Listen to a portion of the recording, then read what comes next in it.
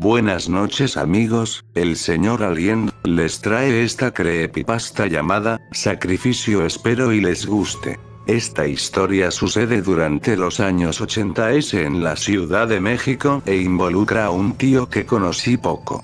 Pero era muy amable conmigo. En aquel tiempo tenía 17 años y mi tío, al que llamaré Fernando, tenía una relación con otro hombre llamado Sergio. Era un apestado por sus costumbres raras. La familia de mi papá y mis abuelos no lo toleraban y hablaban poco de él y se habían desentendido cuando dio muestras de sus preferencias sexuales.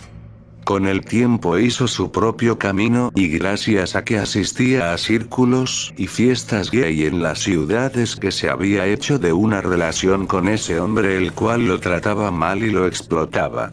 Pero aún así lo amaba y Sergio se satisfacía sexualmente con mi tío porque era bien parecido y tenía un buen trabajo que le permitía darse ciertos lujos y viajar por el mundo. La relación amor-odio que llevaban cada vez era peor. Ambos protagonizaban escándalos y escenas de celos que a veces eran encarcelados por riejosos. La vida de ambos continuó siendo un exceso de drogas, violencia doméstica y situaciones por los que invariablemente mi tío perdió su trabajo. A raíz de esa situación se vio mezclado con gente muy peligrosa y practicante de brujería. A lo que su novio Sergio lo llevó para lograr conseguir de nuevo trabajo y que la suerte le cambiara. Al principio parecía algo inofensivo, pero el carácter amable y servicial del tío comenzó a cambiar. Su aspecto se volvió algo más inquietante y su casa estaba llena de cosas esotéricas y parafernalia satánica que inquietaba. Cada semana hacía sesiones de adoración al maligno que terminaban en orgías donde había violencia y prácticas sexuales extremas. La mente de mi tío comenzó a volverse tan inestable que se vio involucrado en un asesinato de lujuria homosexual en una sesión donde los participantes presuntamente convinieron en un pacto de suicidio. Sin embargo, mi tío, lejos que querer morir, actuó como un perverso sexual a razón de unos planes raros que tenía en mente. La relación de mi tío y Sergio tenía ya unos 10 años, durante ese tiempo habían permanecido juntos a pesar de todo y querían afianzar esa relación en la muerte. Sus mentes torcidas por el adoctrinamiento de la secta a la que pertenecían y las drogas empleadas, los llevaron a hacer un ritual en la casa de uno de los miembros de la secta, en donde habían pactado que mi tío mataría a Sergio y después él se suicidaría. Llegado el día, arribaron a la casa que había sido dispuesta para el pacto. El dueño no estaría y todo sería fácil. Después de tener sexo por última vez, mi tío colgó a Sergio de los pies y lo comenzó a apuñalar mientras estaba colgado. La sangre de su amante lo cubrió todo. Luego de retorcerse y agonizar, finalmente murió. Pero mi tío, al verse cubierto de sangre y ver lo que había hecho, sintió una excitación tremenda y una lascivia por seguir gozando de aquel festín horrible. En vez de tomarse un veneno, decidió cortar partes del cuerpo de Sergio. Al momento de pasar el cuchillo por las orejas de su amante, aquellas fantasías que había tenido de cortarlo se hicieron realidad. Se masturbaba con esas ideas.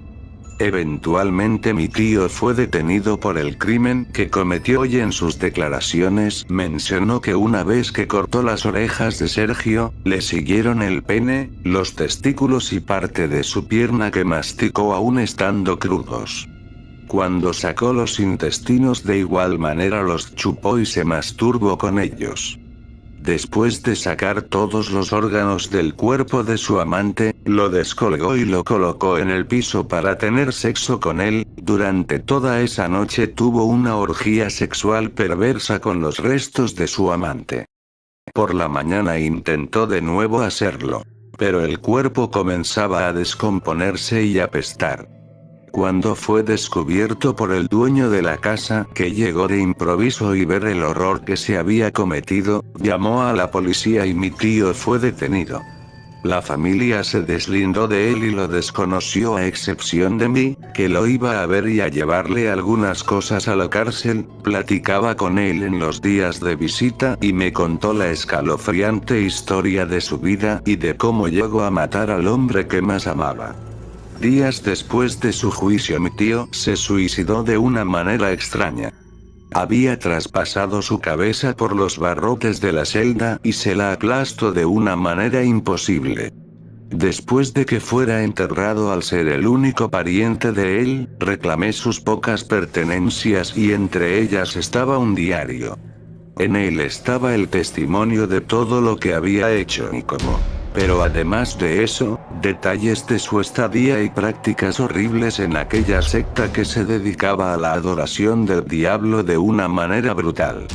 Aunque al leer todo aquel horror me daba cuenta que solo eran personas perturbadas sin ninguna clase de conocimiento que utilizaban el estandarte del satanismo en aras de tener orgías sexuales.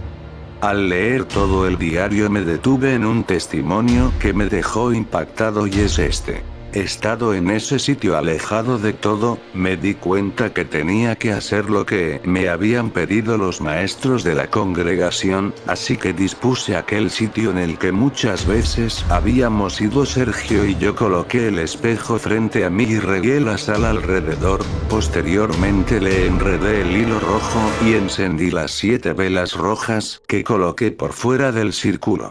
Lo siguiente era cometer un pecado mortal, como matar algo.